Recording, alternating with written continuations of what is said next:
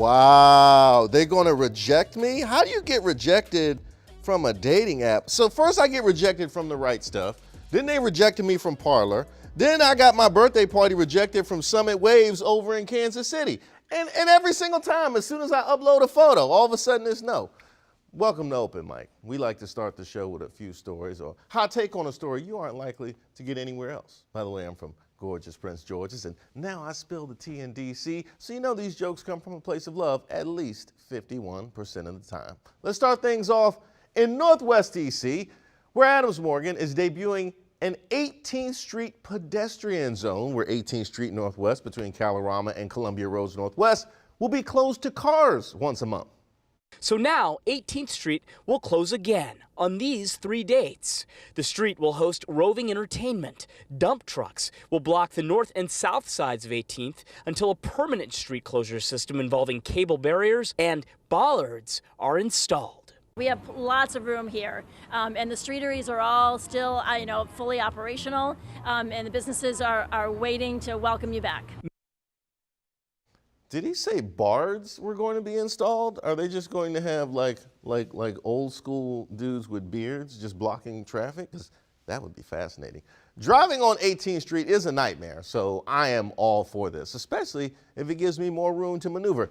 Every weekend, 18th Street is like a drunk people gauntlet that are walking up and down the street. The other reason I'm for this is that it ends at 10 p.m., which is before most of the rats feel comfortable enough to hit the streets themselves. I don't know, they got like an alarm clock or something. I tell you, 10 o'clock, they start to bawl. I don't need Ben and Ratatouille darting out in the middle of date night with the wife. Now, I hope this works out for everybody involved, especially my beloved rats, because, you know, reefs love the animals. And yes, all of the animals. Let's head to Hamilton, Virginia for this next story, where a rare rainbow cloud could be seen in the sky. Look at that. That looks absolutely beautiful and magically delicious.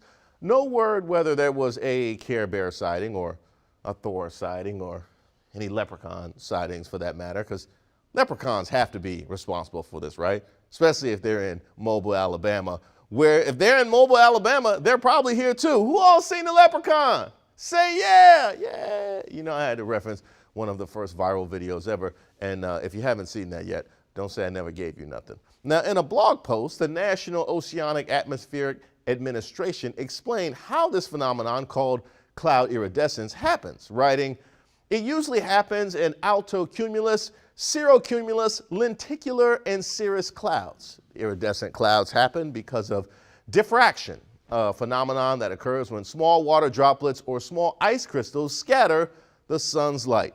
Hey, Topper, I get all that right? Hey, how about your boy? I read good.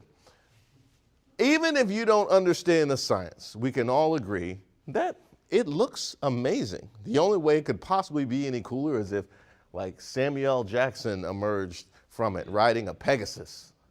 That is fantastic. I chose this next story out of DC simply because I need answers. A Reddit user posted surveillance video of sanitation workers crushing a trash bin in a trash compactor with the headline, "Trash man just threw out my trash can." I need to know more of the story because that looked absolutely perfect. You see the trash can. Hey, you know what?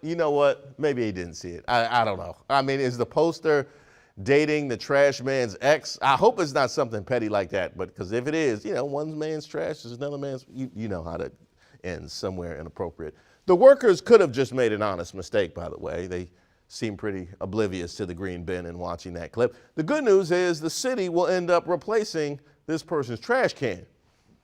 The bad news is the city will be the ones replacing that person's trash can, which means that'll tend to take about a month. They're going to have to resort to hoarding for the next 30 days. If anybody knows the actual story behind this, go ahead and send me a message and let me know, because I'm fully invested in the case of the smushed trash bin, so I need this mystery solved. Now let's head over to Phoenix, Arizona for the last story, where Pittsburgh Pirates outfielder Rodolfo Castro lost his cell phone while sliding to third base in the middle of a Major League Baseball game. Castro slides into third. His phone comes out of his pocket. Now that's a first. Oh, man. I'm not judging you, Rodolfo. At least it wasn't like a Nokia or nothing like that. At least it was a phone you could feel proud of. Hey, let ye who hath never looked at your phone when you're supposed to be working cast the first stone. It won't be me. This got to be the most relatable thing I've ever seen from a professional athlete. Hey, baseball players, they're just like us, except in way better shape and with a lot more money. Rodolfo was probably in the dugout playing wordscapes in between innings or lining up a date on Bumble. Whatever he was doing, I'm sure he forgot the phone was even back there. It doesn't look like he has that case on that thing either, so my man is out here living dangerously. Well, how can you blame him? Rodolfo Castro is 23 years old and just got called back up to the major leagues. Let's just chalk this one up to youth and absent-mindedness. Now, if he really was using dating apps in the dugout, I certainly hope it worked out for him because he's going to need some consoling after his teammates finished making fun of him for losing a phone in the middle of a game.